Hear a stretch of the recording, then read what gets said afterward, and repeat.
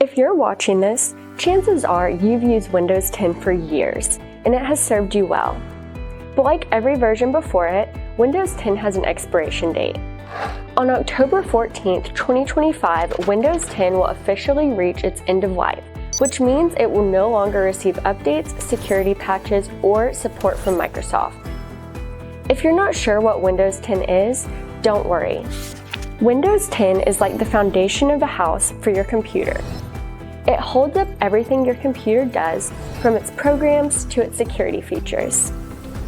Keeping Windows 10 past end of life is like discovering cracks in your home's foundation and not fixing them. Your computer may still hold up for a while, but it's no longer safe to rely on it as it once was. So what should you do? Here's our step-by-step recommendations. 1. Work with your IT provider to create an upgrade strategy. 2. Determine the age and condition of your devices. Machines older than 5 years need to be replaced, while newer ones may just need a Windows 11 license upgrade. 3. Keep your employees informed about the strategy you discuss with your IT provider.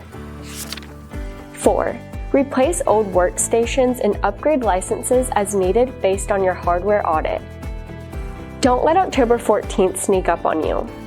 Start preparing today with the steps we've outlined, and your technology will be set up for the future in no time. If you don't have an IT provider currently or would like a second opinion, we're always available to help. Get in contact with us here.